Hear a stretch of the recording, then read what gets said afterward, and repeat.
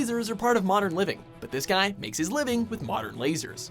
Surely you can't be so petty to put millions of lives at risk just for revenge. Watch me. Welcome to WatchMojo.com, and today we will explore the comic book origins of the living laser.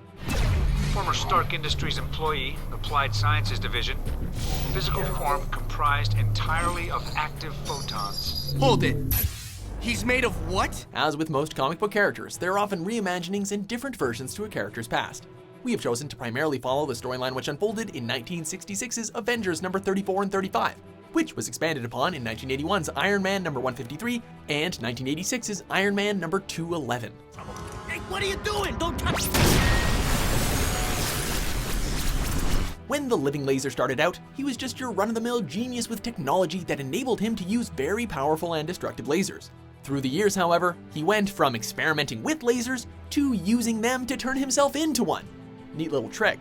When readers first met the living laser, he was using his lasers to rob a bank, not for profit, but to demonstrate his power and ability. The Avengers were called in after he escaped, but he returned to the scene of the crime in his civilian identity of Arthur Parks. There, he spied his ex-fiancée talking to her old friend, Janet Van Dyne, who was also the Wasp.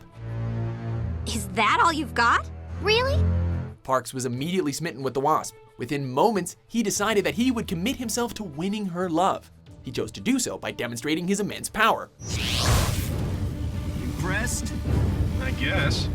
I'm the living laser now, Iron Man, and I'm unstoppable. And what better way to do that than by defeating her mighty husband, Ant-Man, who was at the time going by one of his many other identities, Goliath.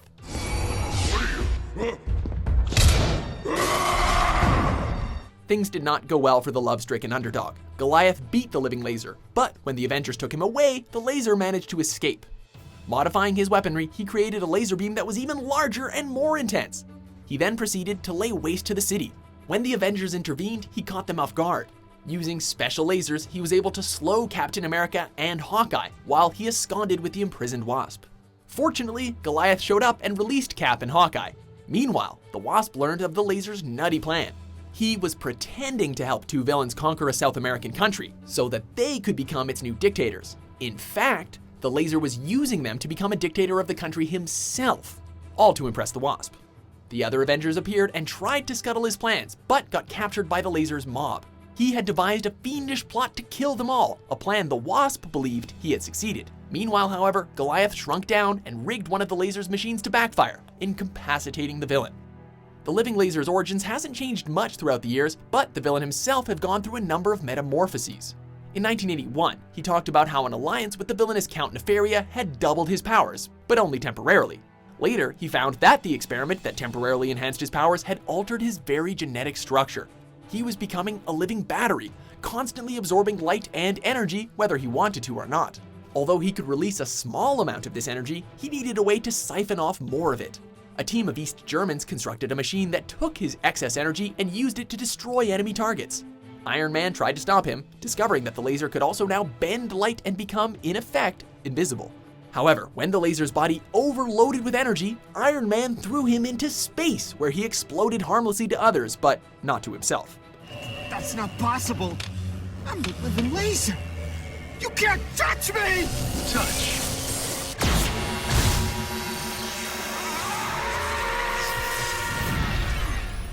Of course, villains never stay dead. In 1986, Laser returned to Earth, but now he was a being of pure light with no corporeal substance.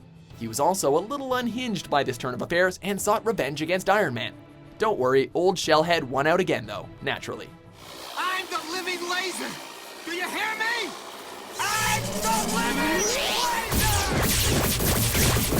The living laser has returned several times since, adopting another new look along the way. He no longer has an obsession with Janet Van Dyne, and apparently just wants money and power without the women. I mean, he wouldn't be much of a supervillain if he didn't, now would he? New York's going to burn, and I'm gonna make you watch. Are you a fan of the aptly named Living Laser? You got a lot to learn about how energy works. For more comic book origins, be sure to subscribe to WatchMojo.com. Why? Because you're not useless.